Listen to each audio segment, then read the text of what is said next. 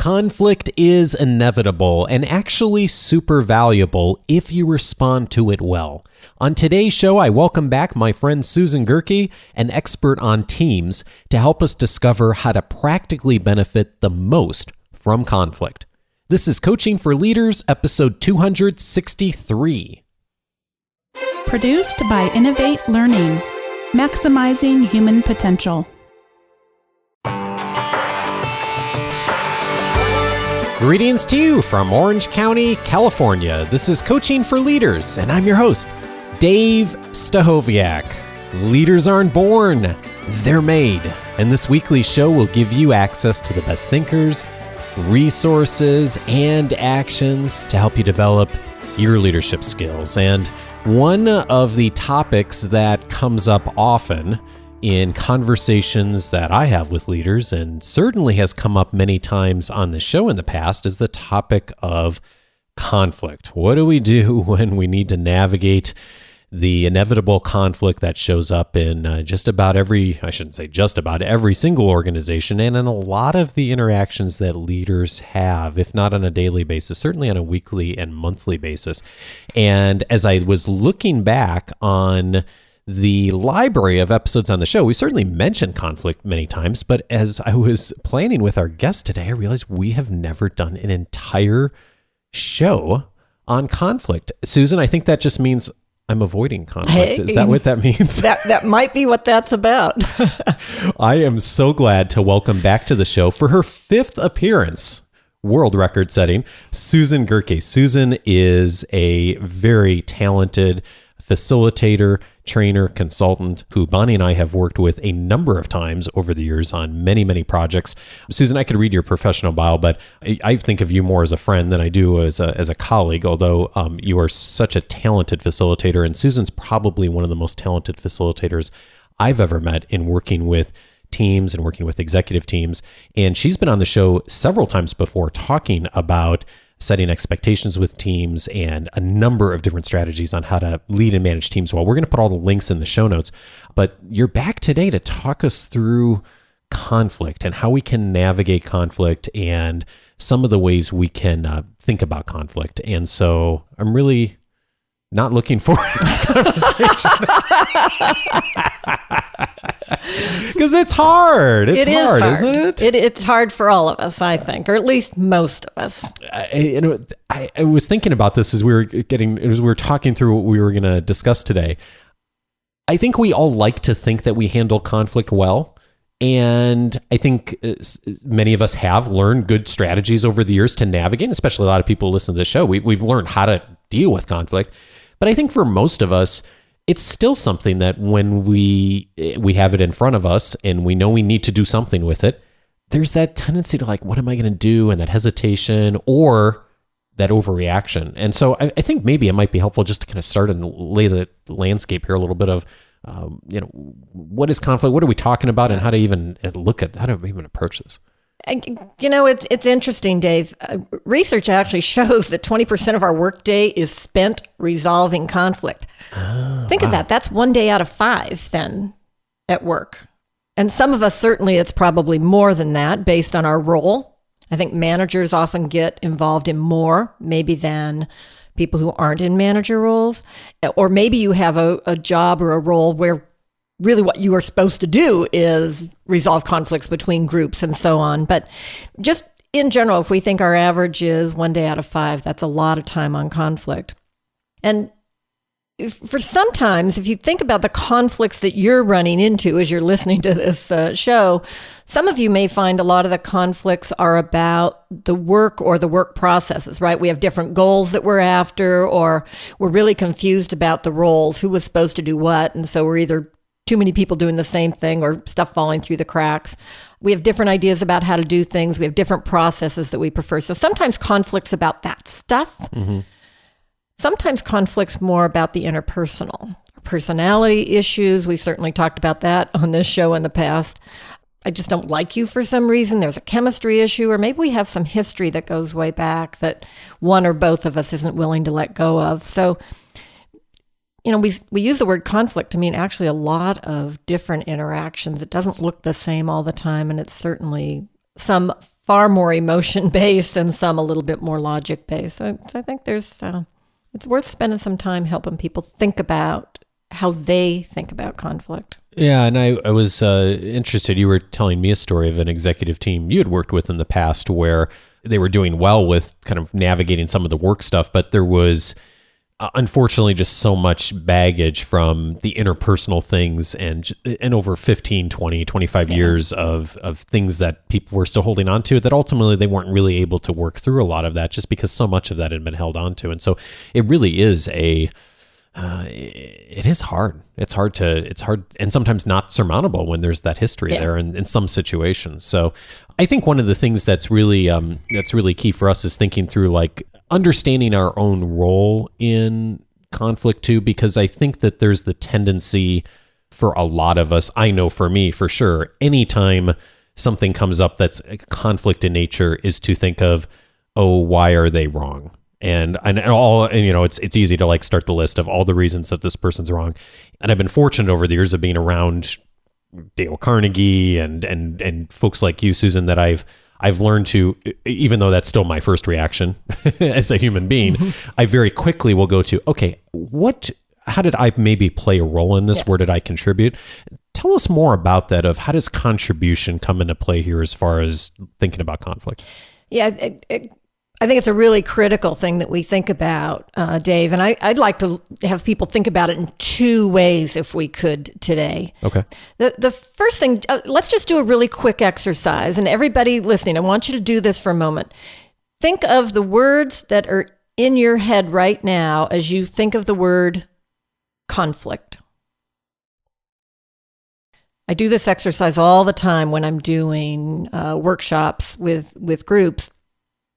And here's a lot of the words I hear: fight, stress, unproductive, anger, right? So I get lots and lots of negative words. Now that's not to say I don't get positive words as well. Somebody will come up with solutions, opportunity, collaboration, right? So we get those as well. But about 75% or more of the words that I hear from people are the more negative ones. So now, all of you, what kind of words were you just thinking of? And do you tend to have just a negative aspect in your head about conflict? Just as you said, Dave, I get in a situation and my first reaction is to not want to go there, to be concerned about it. And then, I've learned some ways to not have to go there. I believe that one of the reasons we have a negative perspective on conflict, a lot of us, is we've got experiences that support that.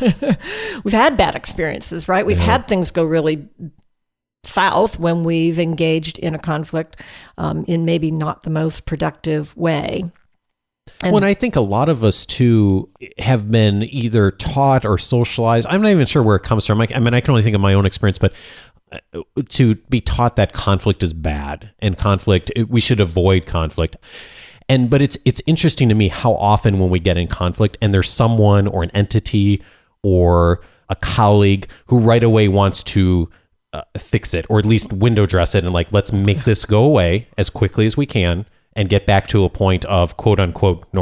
Yeah.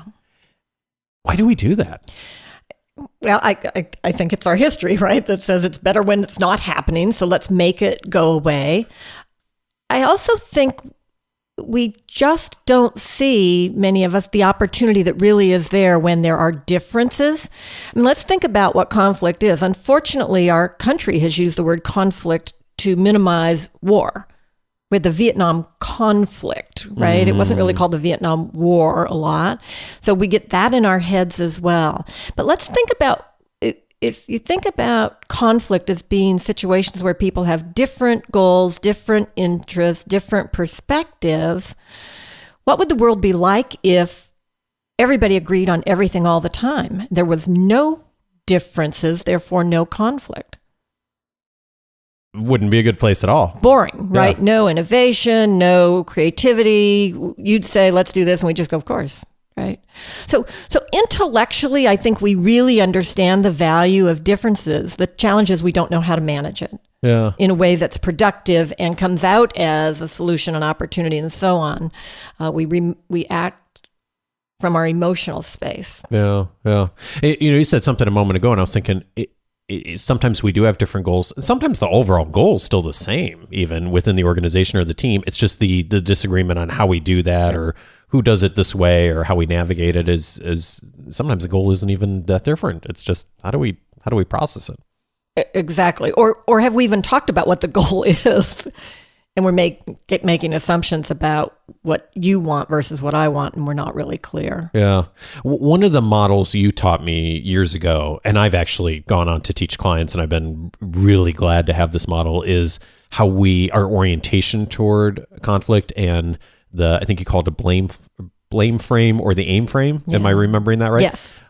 Could you teach us that? Because I think that's a really helpful, for me at least, that was a really helpful way to think about how do I shift my thinking on how I orient myself around conflict. Yeah, because this really comes back to the second thing, I think, in terms of your contribution to conflict. Do you bring an aim frame or a blame frame? So let's make up a situation where two people, Joe and Mary, are having a conflict. And so here I am, I'm going to come in and try and help, maybe because they've invited me to, right? When I come with a blame frame, I would start with the question, what's wrong? And of course, what are they going to tell me? What's wrong with the other person? Yeah, we'll hear a lot of stuff, including, well, he said, she said, kind of a thing. Then the second question we ask in a blame frame is, well, whose fault is it? Now, if you don't think of this from a work point of view, you certainly remember this from growing up or from raising your children, right? Who started it? Who, when we try and figure out that. Right. And then the third thing in a blame frame is we try and figure out then how are we going to punish whoever was at fault?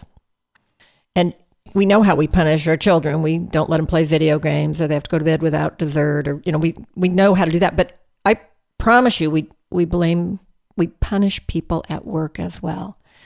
We forget, to invite them to the next meeting, or we leave them off the distribution list for an important memo or that kind of stuff. So we have ways to punish people at work as well, and we do. My concern is at the end of the blame frame, what do we have?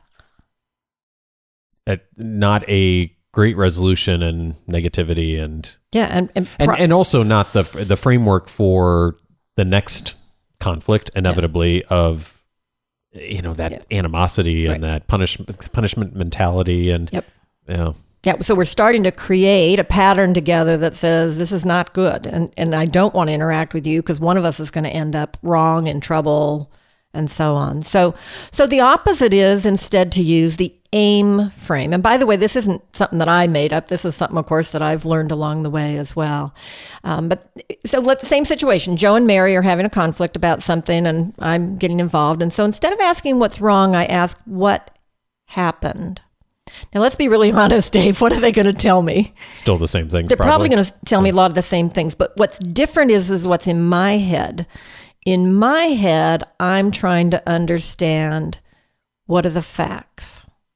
And if I'm asking what happened, that will help me stay on the facts. And when other junk comes in, I can say, hey, hang on a minute. That's not what I need to know. I need to know, how do we get to this situation? What did we do that got us to this spot? And what was the first question in the blame frame again? So the blame starts with what's wrong. What's wrong? And so this is much more of by saying what's happened versus what's wrong, this is much more of a neutral, I'm just collecting information versus I'm looking to assign blame, like it says, so it's that orientation just by changing that one word.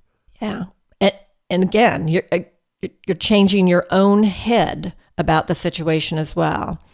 So once we've talked about what happened, the second question then is, well, what's the goal? And again, that goes back to what we were saying earlier. We don't always think of that. So let's imagine that what's happening here is Mary is trying to solve a customer issue by putting a quick Band-Aid fix on it.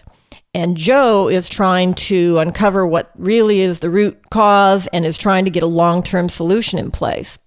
Okay, those feel like very different goals, very at odds with each other, right? Well, what's the real goal? The real goal here is to solve the customer's problem. Yeah. Right? We're trying to get a solution for a customer. We have very different ideas about what that is. These two people do. But the real goal, so we can state that and say, well, okay, so what's important here is to try and have a happy customer in the end, right? So that takes us to the third question is, okay, so what are our options? Well, in this case, we can put the Band-Aid on it. We can do the long-term solution. But what if we do both? Or another option is call the customer and ask what he or she would prefer, right? And so now we can do some brainstorming together of some of the possible options instead of arguing all day about my way, your way, my way, your way.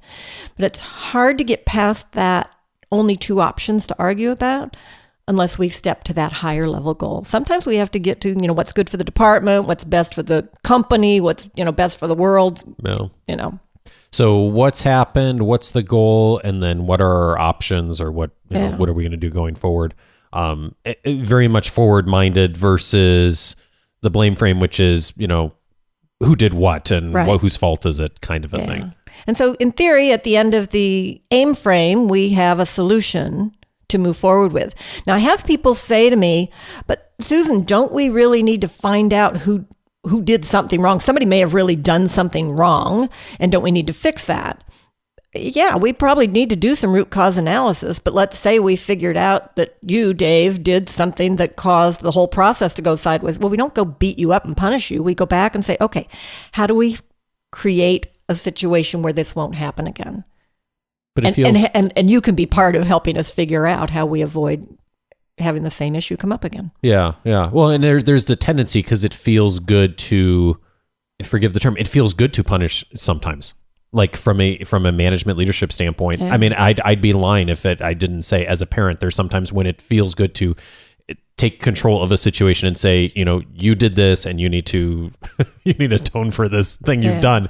And but it doesn't really resolve the issue long term. I mean, it's just when I approach situations like that, and it tends to come back. It tends to not really resolve the situation. Same thing in the workplace. Same thing in the workplace. It's going to come back. And so how do we focus on problem solving together versus figuring out who screwed things up?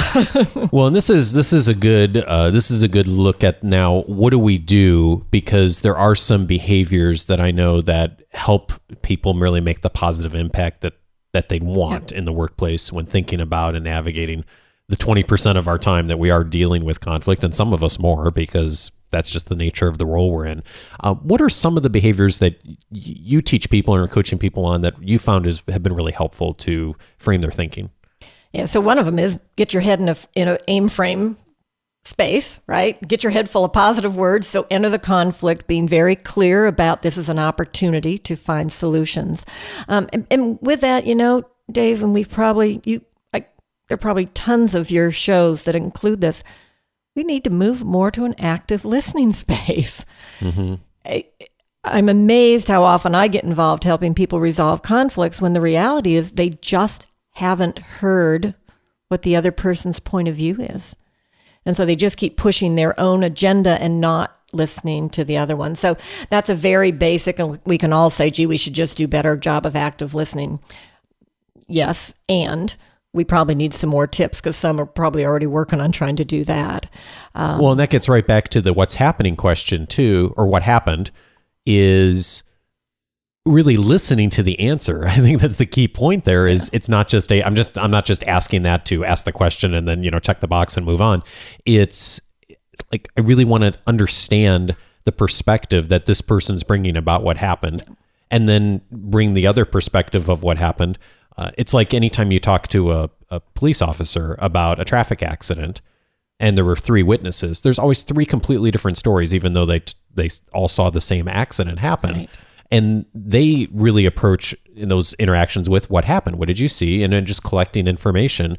And if we can put ourselves in that mindset of just understanding each person's unique perspective that they're bringing, then we're a lot more positioned to be able to understand what we can do next. Yeah, absolutely. So maybe the next one to talk about as an important tip is to identify assumptions you might be making. I've got a little story I think helps us think about that. So I want you to imagine that you have 2 children, which by the way, in your case is true. And each child comes to you and says, Daddy, I'd like to have an orange. So you say, great, you go to the kitchen and there's only 1 orange. What are you likely to do? Split it in half. mean, most of us would cut it in half and hand each child an orange. Yeah. So the one child takes the orange, takes the peeling off, and eats the orange, the half orange.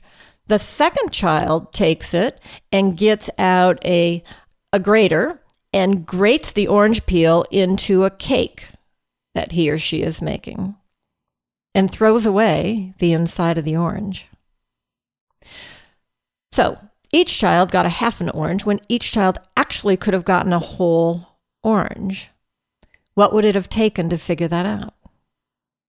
Asking what they wanted the orange for? Yeah. What are you going to use the orange for? Instead of assuming if I asked for an orange, it'd be because I wanted to eat one. I don't make cakes with orange rind in it.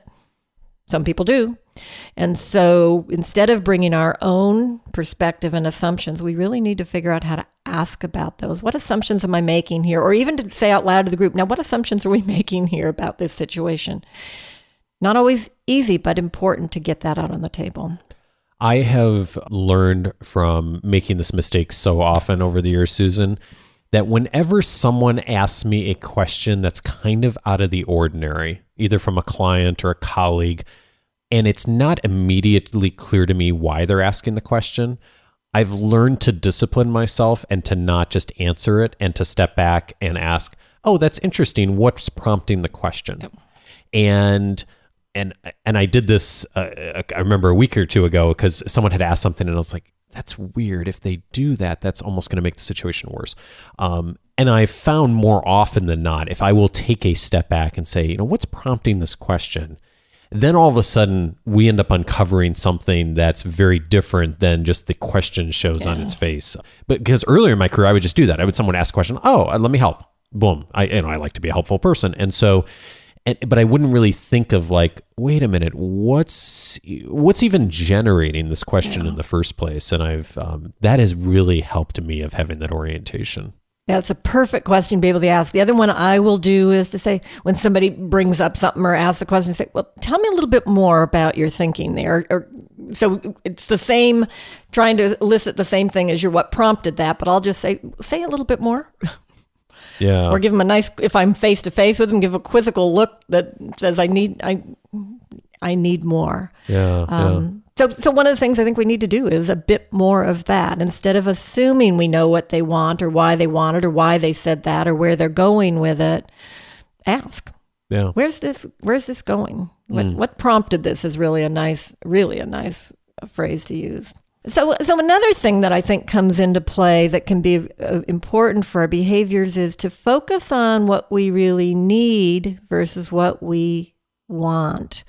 So I've got a little story I like to use with this one too. So imagine I wake up in the middle of the night and I think, ooh, I want a ham sandwich. Go downstairs to the kitchen. There's no ham, there's no bread, there's no mayonnaise. I'm clearly not going to get a ham sandwich. So I go back to bed without having had a ham sandwich. What I wanted was a ham sandwich. What did I really probably need? Some kind of a snack? Something to eat because... You want to... Because I was hungry. You're hungry and you want to get back to sleep. Yeah. So my real need is hunger. And if I had gone into the kitchen and said, what I need is something to eat to relieve my hunger, there are any number of choices. There's all kinds of things in the kitchen that could take care of that need.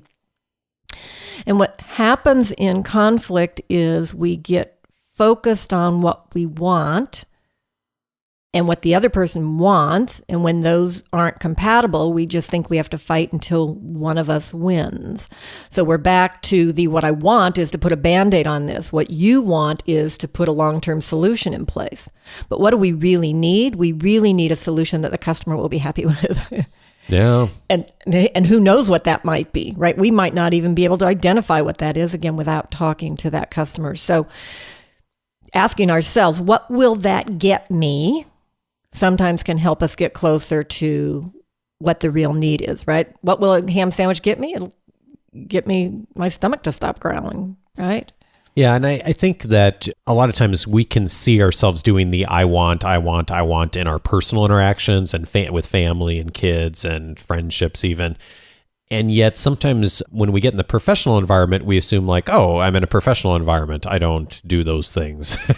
So we still do. We use different words and language, and we sometimes do it a little more passive aggressively than we would otherwise.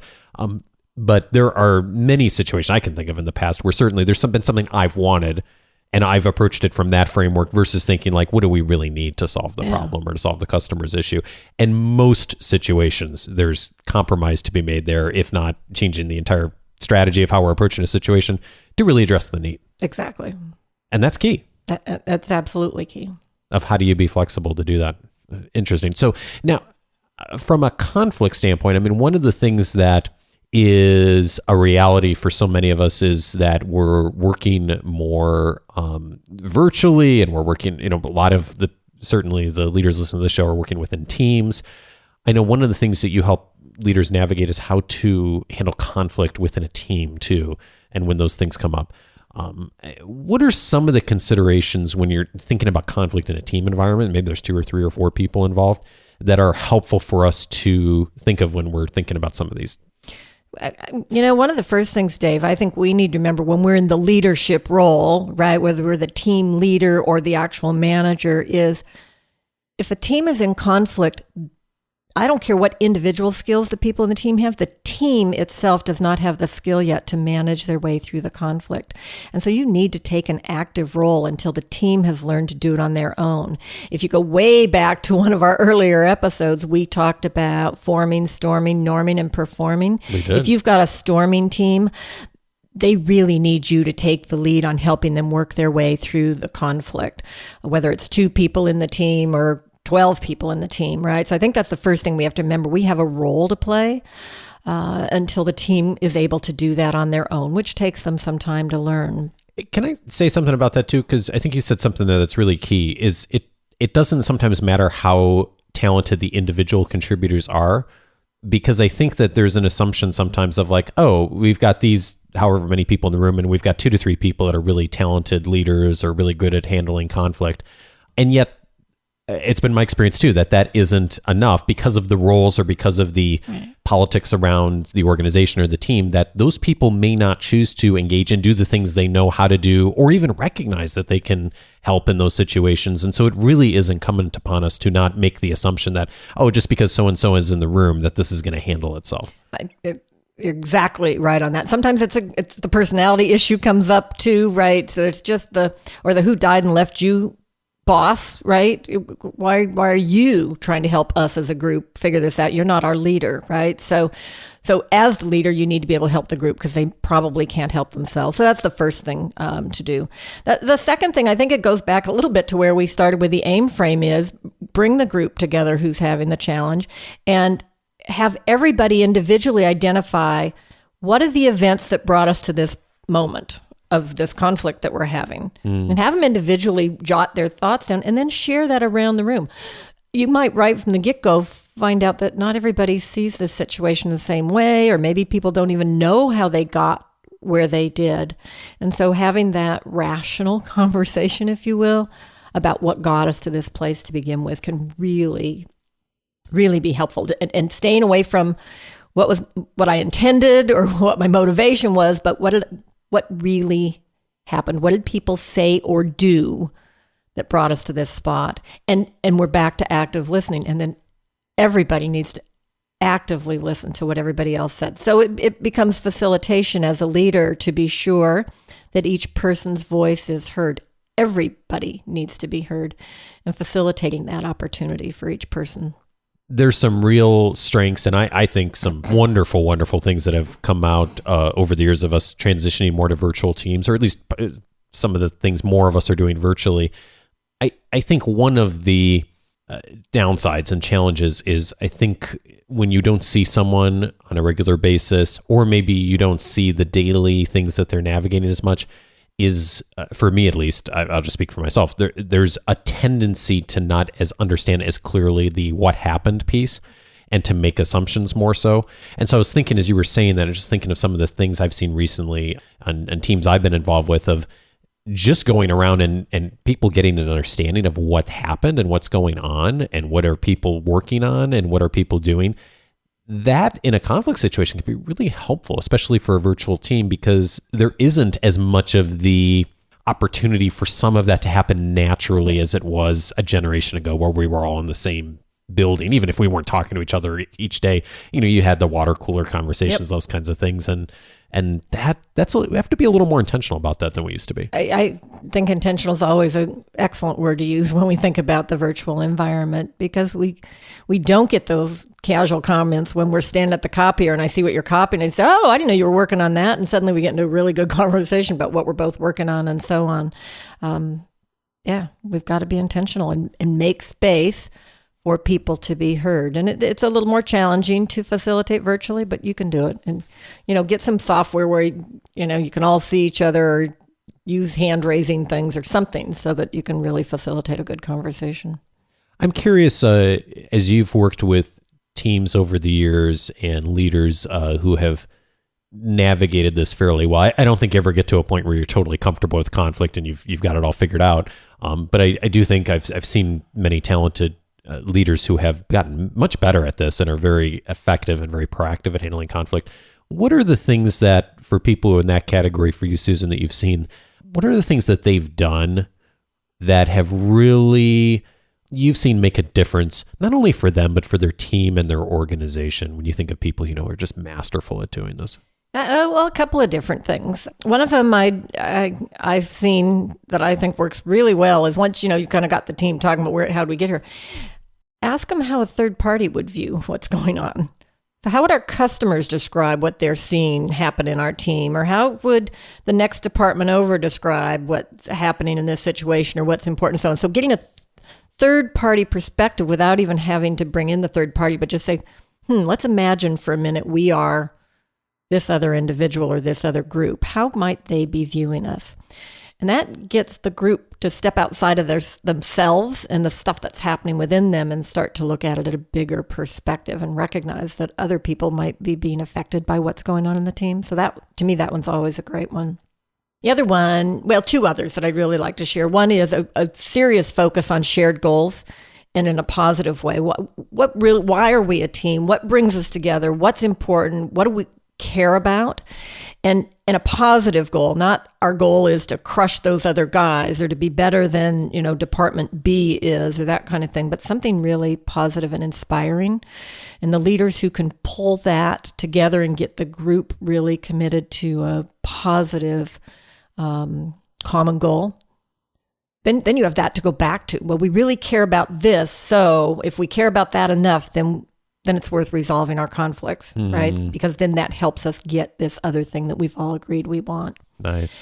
And then the third thing that pops into my head as we're talking about this is the leaders who've really done that have spent time when conflict isn't happening, helping their group really get to know each other, building those relationships.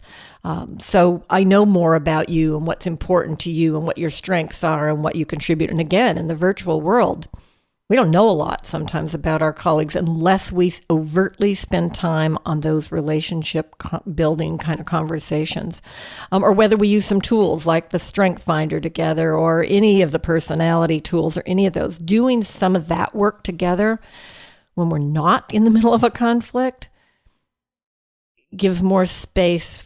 I'm more likely to give more space to my colleagues to be different and to hear their point of view if I feel like I know them. It's so easy to throw someone under the bus when they're just an icon on a screen. That's right. Or a name in the inbox, and you don't really know a lot of who they are. Maybe you've met them a few times or maybe see them once a month or whatever. But when you have that relationship and you know something about them, then it becomes, our tendency is to give that person a little more of the benefit of the doubt. Like, okay, we're having this conflict. And yet I know this is not a crazy person and that they care about this company and I know something about them personally. And so how can I give them a little more of the benefit of the doubt? And that's huge. Huge. That's so huge. Well, and point you make there about they're not just an icon or, this email that's coming across. The other thing, people who are really good at managing conflict, manage it outside of email. The amount of conflict that we generate because we are arguing in email about something it's really a problem. Yeah. Right. And so those of us who say, this is going somewhere, and stop and pick up the phone or schedule a time to talk if we might be in different time zones or something, we've got to keep it out of email. I think I've said this here before, and if I haven't, I'm going to say it today. Email is a fabulous information sharing tool. It's a horrible communication tool. And yet we try and resolve conflicts that way.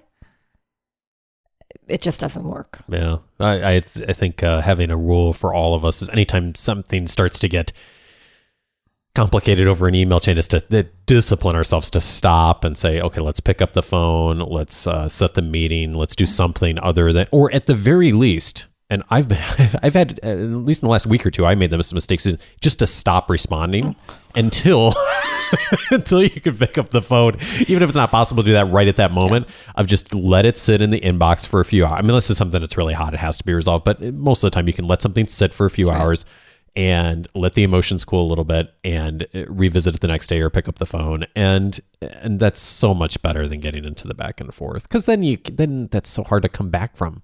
Like we were talking about earlier, then you've got that history of okay, we had this big blow up over email on this thing, and yeah, we sort of worked through that, but next time, how are we going to navigate that? Which is hard.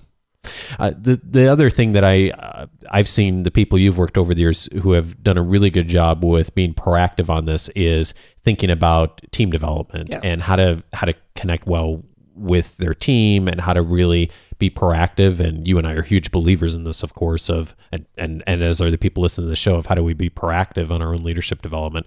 One of the things that Susan's done that's fabulous with David Hutchins, by the way, who has been on the show a couple times as well, talking about storytelling, is they've put together a fabulous resource for leaders and teams and facilitators and organizations to help teams to be more effective. And I've seen Susan use these over the years with some of our clients, and they're just fabulous as far as the resources. And so I was wondering, Susan, if you could say a little bit about what you and David have created for those who haven't heard David or you talk about it before, and where folks could go if they're looking for more information for it. Great. Yeah. Thanks, Dave. Yeah. So we created a product we call Go Team, and Go Team is just 18 individual modules for team development, each 2 to 3 hours in length. So a variety of topics. There is one about resolving team conflict.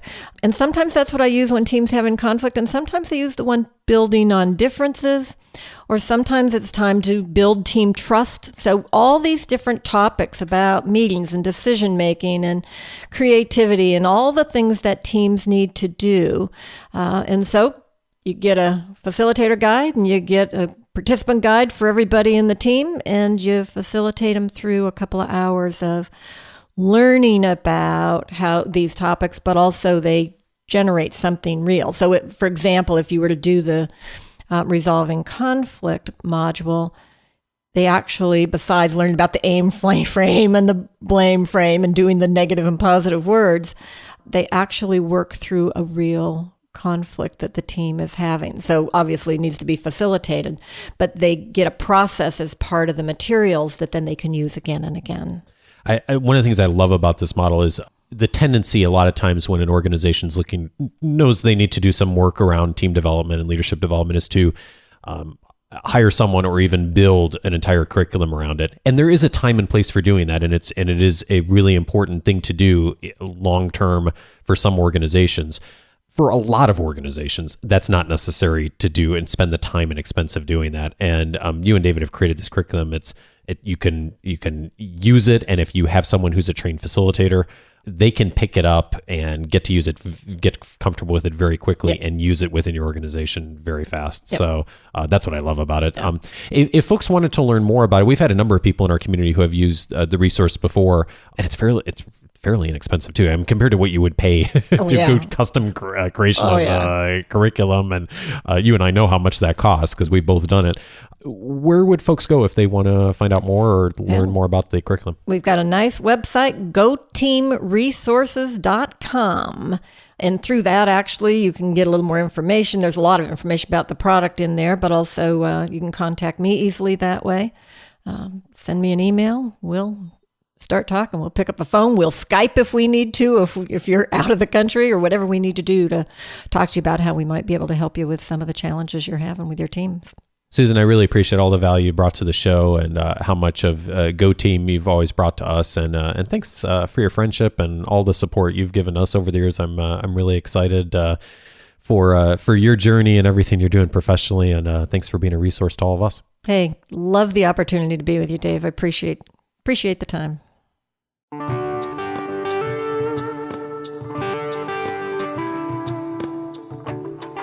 My favorite model from this conversation is Susan's AIM frame. What happened, what's the goal, and what options are there to move forward? I love that model. I've used it many times myself and certainly with clients over the years. Thank you, Susan, again. As always, the resources and links and the notes of all the key points will come in the weekly leadership guide. If you're not already getting that, you can also receive that in your inbox every Wednesday after the Monday show, and that will give you access to all of that, the show notes, plus the resources I found online during the week, resources from others, podcasts, articles, videos, things that I think will support you in your leadership development. The best way to get access to that is to go to coachingforleaders.com/subscribe. And when you do, for the first time, you'll also get immediate access to my reader's guide that lists the 10 leadership books that will help you to get better results from others. So again, that's at coachingforleaders.com/subscribe. And I mentioned up front that Susan has been on the show a number of times before, and 3 episodes, in fact, that Susan joined me on in the past that are all related to today's topic, and specifically are related to leading teams well. If you are leading a team, or perhaps even if you're starting to lead a team or just about to begin to lead a team, these are really critical listens for you. The first one is episode 138, the 4 unique types of teams. Susan and I looked at the 4 different kinds of teams that there are out there. It's a really, really simple but also powerful model of looking at the ways different teams are organized. I'd certainly encourage you to check that out. In addition, episode 139, right after that, how to maximize team performance. And then finally, episode 192, Susan and I sat down a while back and talked about how to create team guidelines.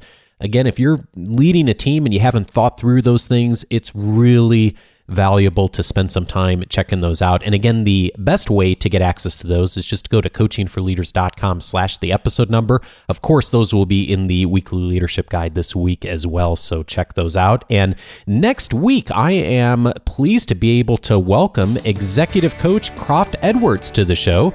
He is going to be joining me to help us all discover how to get into leadership flow. You may have heard about the book Flow from Mihai Csikszentmihalyi. It's a popular book. We're going to talk about leadership flow next week, so join us for that conversation. Also, thank you to Eulalia Bar, I hope I said that right, in Sweden. Thank you for the kind review on iTunes, and also thank you to Alan247 here in the States for the kind review. Alan mentioned that he's grateful for pointing out the past episodes that are of value, and I've heard that from a few other folks as well too, so I'll keep doing that. Thanks, Alan. Thanks, Ilaria, for the reviews. If you'd like to leave a rating or review for the show as well, thank you in advance. You can visit coachingforleaders.com/iTunes to do that. Have a fabulous week, and see you next week for Leadership Flow. Take care.